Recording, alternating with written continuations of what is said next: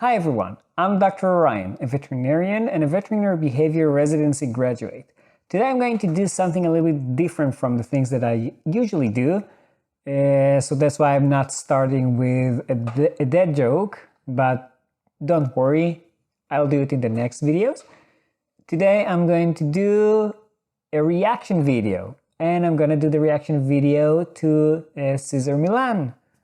Now, most of you probably know him, especially if you're watching my videos about behavior, then it's very likely that at least you heard the name.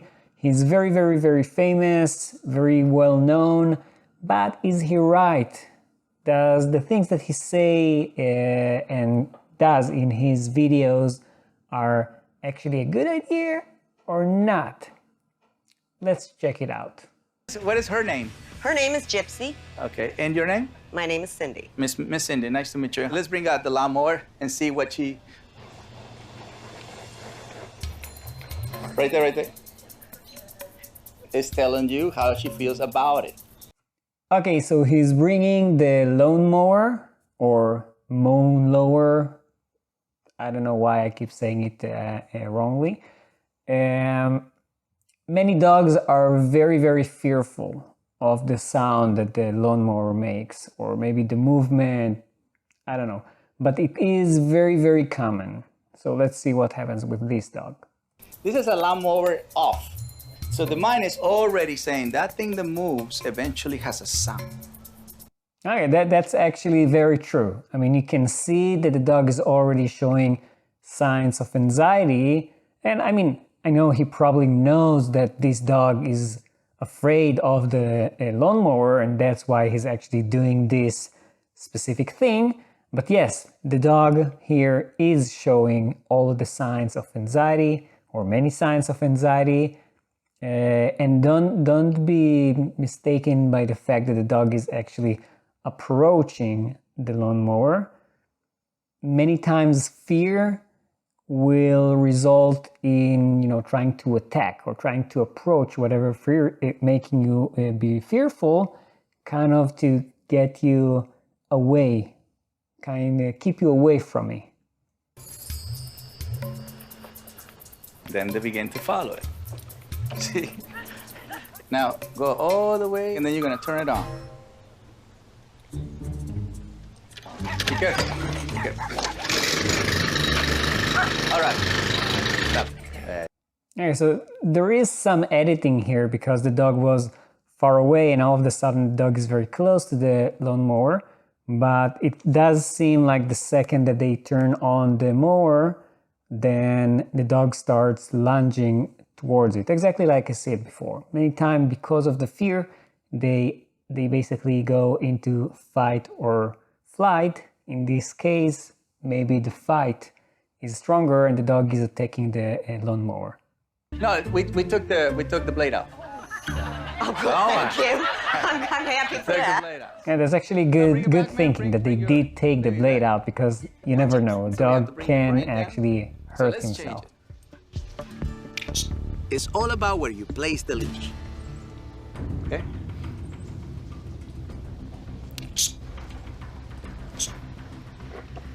Right, we're gonna keep it right there.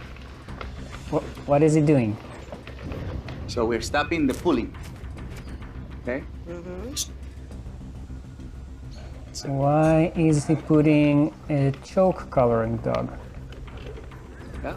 So now see, no, she can't move towards it. She have to watch. Okay, true. He did stop the pulling by forcing the dog into submission, right? The dog is wearing a choke leash or choke collar and can't really respond. But if you look at this dog, look how he keeps lip licking. That's a very good sign for anxiety and fear. So this dog is actually being forced into a situation that he cannot escape. Now, think about it this way. Let's say that you're afraid of spiders, and now I'm holding you in the room with the spider, and every time that you try to, I don't know, run away and step on the spider, or sorry, not run away, run towards the spider and step on it, I hope you don't, but let's say that this is what you usually do. in order to, stop the threat from the spider, every time you want to do it, I actually come and slap you in the face. That's basically what he's doing with the choke collar. Will that make you feel any better or any worse? And also he does this I guess to get the dog's attention. I mean, that's not the end of the world, but let's say that he did get the dog's attention. He did break the dog's concentration, or concentrating on the fearful stimuli, in this case the lawnmower. Then what? I mean, now you actually want to have the dog receive something pleasant, right? You want the dog to actually make a better association. And also he's saying that the dog is not pulling anymore, but also the lawnmower is not on, and we actually saw earlier that the dog wasn't really pulling that much when the lawnmower was off. Stay. No tension on the leash, no anticipation. Stop it right there.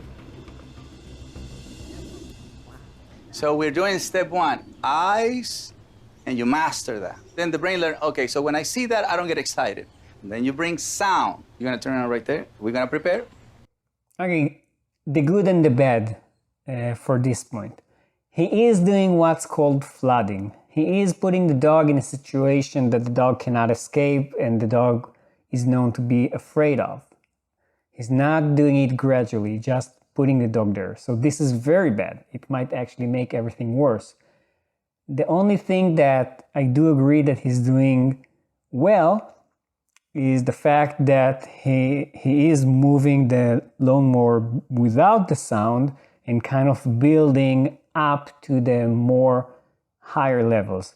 But this dog, it's too soon for this dog to be near a lawnmower. And I actually didn't watch this video before, so I don't know what's gonna happen, but I'm guessing that the dog is going to show many more signs of stress once they turn on the lawnmower. Probably will try to bark and lunge.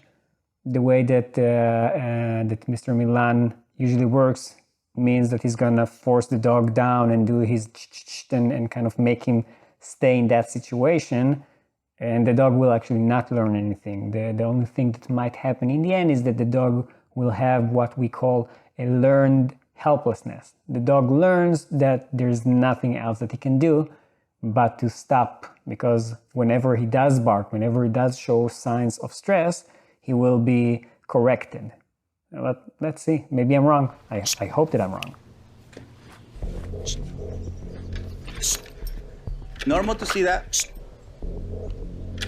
Yeah, so the dog is lunging even before he actually turned on the lawnmower, because he knows what's going to happen. The dog is very smart. Wow. Yes. That's a good girl.